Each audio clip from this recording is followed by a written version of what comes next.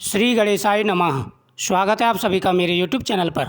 मैं हरिओम शर्मा आज आपको संतान सप्तमी दुबड़ी सातवें की कथा सुना रहा हूँ। दुबड़ी सातवां का जो व्रत है ये संतान की रक्षा व संतान प्राप्ति के लिए किया जाता है। दुबड़ी सातवें का व्रत बहुत बड़ा व्रत माना जाता है। भाद्रपद महीने की शुक्ल पक्ष की सप्तमी को रखा जाता है, जिसे औरतें व कुंवारी लड़कियाँ अपने भाइयों व भतीजों की लंबी उम्र के लिए कामना करती हैं। वही माताएं अपनी संतान की लंबी उम्र की प्रार्थना करती हैं।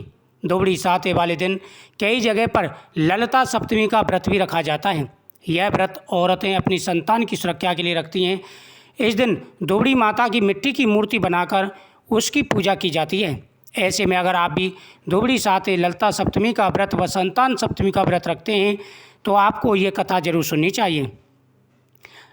दुबड़ी सातवें की जो सामग्री होती है, एक मटका, एक थोड़ी सी मिट्टी, जल, दूध, चावल, रोली मोली, आटा, घी व चीनी, सात प्रकार का अनाज, साथ ही पंचामृत, पंचमेवा, ये सभी सामान एकत्र कर लें।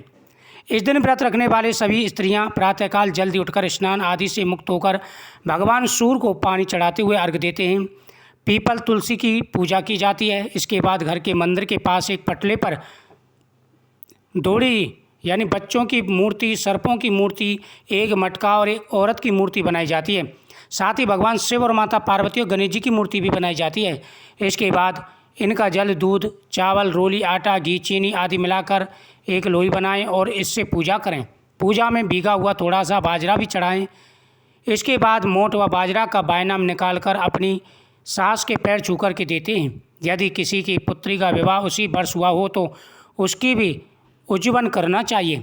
उज्जवन में मोट या बाजरा की छोटी छोटी 13 कुड़ी करके उस पर एक साड़ी, ब्लाउज रखकर, मीठा रख कर के, रुपया रख कर के, मंस करके देना चाहिए। दुबड़ी सातवें की कथा। प्राचीन समय की बात है, एक ही गांव में साहूकार रहता था।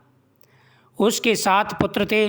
जब वो पुत्र शादी के लायक हुए तब सेठ ने सबसे पहले बड़े का विवाह तय किया, किंतु विवाह करने के बाद उसका बड़ा बेटा मर गया, जिससे सेठ को बहुत दुख हुआ। इसी तरह सेठ जिस बेटे की शादी करता वह मर जाता। इसी प्रकार सेठ के 7 पुत्रों में से 6 बेटे की मृत्यु हो गई।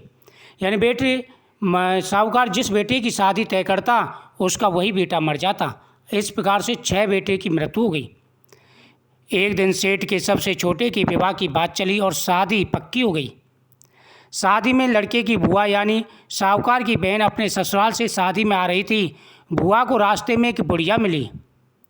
बुढ़िया ने उससे पूछा कि तू कहाँ जा रही है। बुढ़िया के पूछने पर बुआ ने जवाब दिया, मैं अपने भतीजे की शादी में जा रही हूँ। जब बेटे के 6 पुत्र मृत्यु को प्राप्त हो गए तो 7वें पुत्र का विवाह तय हुआ। विवाह तय हुआ, धूमधाम से तैयारी हुई और उसकी जो बुआ थी वह अपने भतीजे की शादी में आ रही थी। रास्ते में जैसे आ रही थी तभी वहाँ पर उसे एक बुढ़िया मिली। बुढ़िया ने पूछा, तू कहाँ जा रही है। उसने कहा कि मेरे भतीजे की शादी है, मैं उसकी शादी में सम्मिलित होने जा रही हूँ, किंतु इससे पहले मेरे 6 भतीजे विवाह होते ही मर गए हैं। मेरे 7 भतीजे हैं जिनमें से 6 की मृत्यु हो गई है और दुख का कारण यह है कि जब उनका विवाह तय हुआ तभी उनकी मृत्यु हुई थी और यह 7वां भतीजा है। यह सुनकर वह बुढ़िया बोली कि तुम्हारा यह भतीजा भी घर से बाहर निकलते ही मर जाएगा।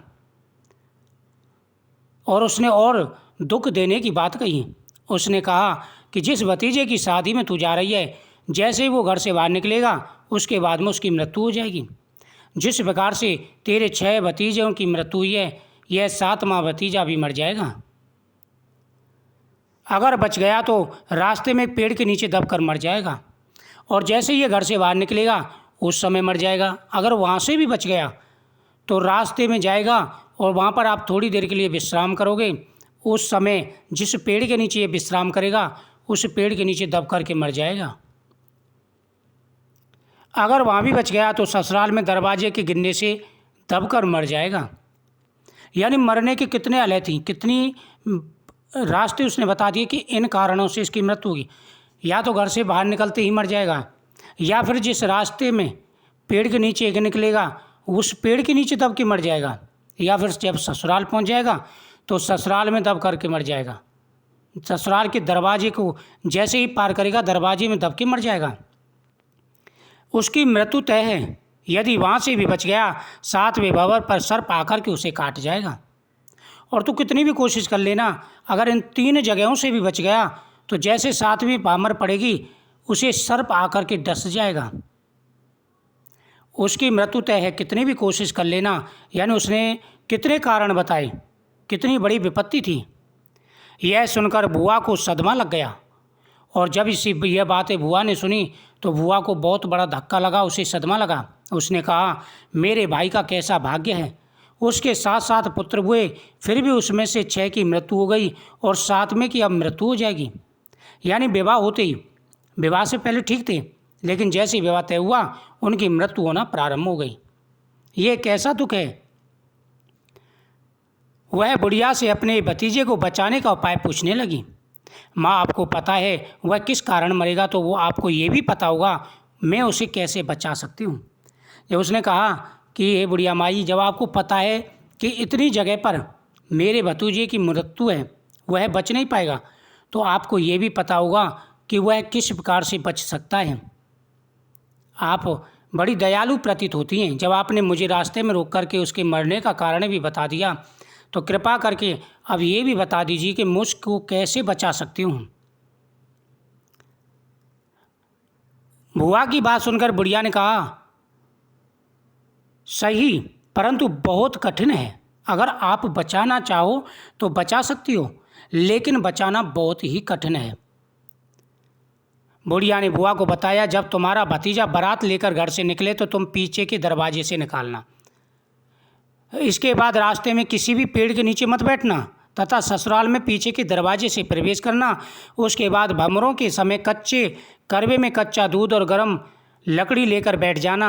जब भंवर पड़े तो इसके लिए सांप आएगा तो सर्प के गले को गर्म लकड़ी से दबा देना। उसके बाद सांप आएगी और सांप को मांगेगी तो तुम पहले अपने 6 भतीजों को मांग लेना। यह कहकर के बुढ़िया वहाँ से चली गई। इसके बाद बुआ घर आई और सभी से मिली, और उसी प्रकार से उसने कहा। पीछे के दरवाजे से ले गई, रास्ते में किसी भी पेड़ के नीचे नहीं बैठने दिया, और जब ससुराल पहुंची तो वह पीछे के दरवाजे से ले गई।